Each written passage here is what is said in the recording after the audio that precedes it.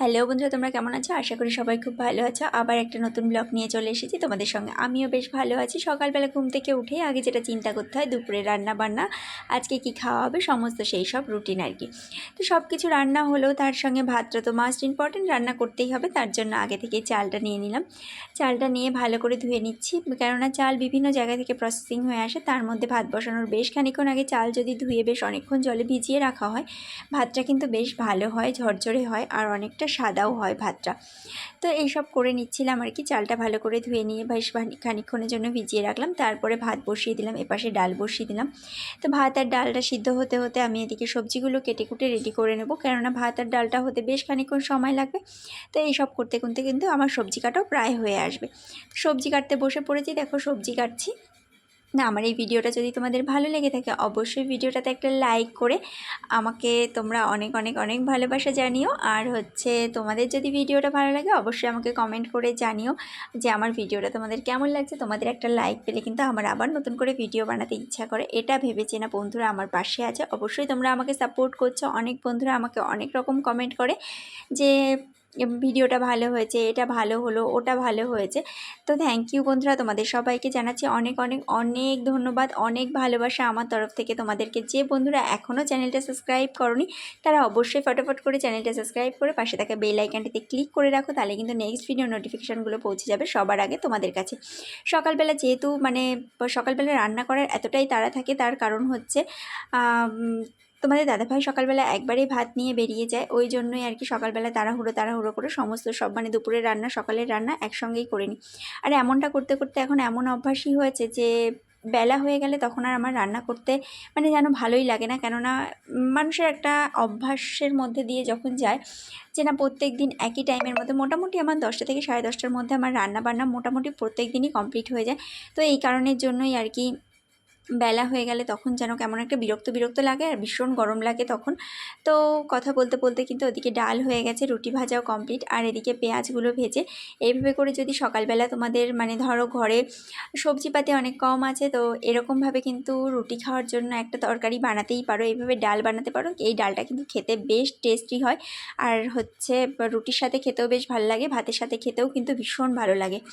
এরকমভাবে হালকা করে পেঁয়াজ আর কাঁচা লঙ্কাটা ভেজে এর সঙ্গে হালকা করে তোমরা রসুন দিলেও দিতে পারো, অল্প 2-1 কোয়া। তো আমি রসুন দিইনি আজকে, তো শুধু পেঁয়াজ দিয়ে কাঁচা লঙ্কা দিয়ে আর তার সঙ্গে একটুখানি তড়কা মশলা অ্যাড করে এভাবে করে ডালটা করেছি। তোমরা একদিন অবশ্যই ট্রাই করো, ভীষণ ভীষণ ভীষণ ভালো লাগে আমার, পার্সোনালি চয়েস আর কি। তার মধ্যে এপাশে আমি বাঁধাকপিও বসিয়ে দিয়েছি। বাঁধাকপিটা একটু অন্যরকমভাবে করেছি আজকে, বাঁধাকপিও আজকে পেঁয়াজ দিয়ে একটু অন্যরকমভাবেই করেছি। কিন্তু সমস্ত সব কাজকর্ম সেরে ঠেরে ঘরে আসলাম, ফার্নিচারগুলো মোছামুছি করে নিচ্ছিলাম। বেশ কয়েকদিন ধরে ফার্নিচারগুলো মোছা হচ্ছে না, আর বৃষ্টি বৃষ্টি হলে ফার্নিচারগুলো যেন বেশি কেমন কেমন যেন একটা হয়ে ধুলোবালিগুলো জমে থাকে। তো সেই কারণের জন্যই আর কি ফার্নিচারগুলো মোছামুছি করছিলাম। আর একদিন দুদিন ফার্নিচার না মুছলে এত নোংরা পড়ে থাকে, যেহেতু রাস্তার পাশে বাড়ি, ধুলোবালি সমস্ত সব কিছু পাখার হাওয়ায় টেনে নিয়ে আসে। এই কারণের জন্য হয়তো আমি দেখেছি শীতকালের থেকে গরমকালে জিনিসপত্র বেশি নোংরা হয়, আর ফ্যানগুলোও যেন বেশি নোংরা হয়, কেননা শীতকালে ফ্যানটাও অত বেশি চলে না, ধুলোবালিও বাইরে থেকে ঘরের মধ্যে আমার যতদূর মনে হয় যে টেনে নিয়ে আসতে পারে না। এই কারণের জন্যই হয়তো জিনিসপত্রগুলো নোংরাটাও শীতকালে কম হয়, আর গরমকালে ভীষণ ভীষণ ভীষণ নোংরা হয়। তো সমস্ত কিছু পরিষ্কার টরিষ্কার করে নিচ্ছিলাম, কেননা এগুলো রোজ রোজ বেসিক্যালি আমি রোজ দিন মুছি না, একদিন দুদিন বাদে বাদেই মুছি। কেননা বেশিরভাগ সময় আমি যাতে ধুলোবালি কম ঢোকে, জানলা বন্ধ করে দরজাটা বন্ধ করে রাখারই চেষ্টা করি, যাতে কিনা ধুলোবালি কম কম আসে। আর ধুলোবালি বেশি আসলে ভীষণ নোংরা হয়ে যায়, ফার্নিচারপত্র সব কিছু ভীষণ ভীষণ ভীষণইভাবে নোংরা নোংরা হয়ে যায়। এই কারণের জন্য তো দেখো বন্ধুরা সব কিছু মোছামুছি করে নিচ্ছিলাম। আবারও তোমাদেরকে বলছি, ভিডিওটা যদি ভালো লেগে থাকে, অবশ্যই ভিডিওটাতে একটা লাইক করে তোমরা আমাকে অনেক অনেক অনেক ভালোবাসা জানিও, আমাকে কমেন্ট করে জানিও তোমাদের ভিডিওটা কেমন লেগেছে। আর যারা এখনও চ্যানেলটা সাবস্ক্রাইব করনি, তারা অবশ্যই চ্যানেলটা সাবস্ক্রাইব করে পাশে থাকা বেল আইকনটি ক্লিক করে রেখো, তাহলে কিন্তু নেক্সট ভিডিও নোটিফিকেশানগুলো সবার আগে পৌঁছে যাবে তোমাদের কাছে। আর আমার সমস্ত বন্ধুদেরকে জানাচ্ছি অসংখ্য অসংখ্য অসংখ্য ভালোবাসা, অসংখ্য ধন্যবাদ। তোমাদেরকে জানাচ্ছি অসংখ্য ভালোবাসার সাথে অসংখ্য ধন্যবাদ। Thank you thank you thank you.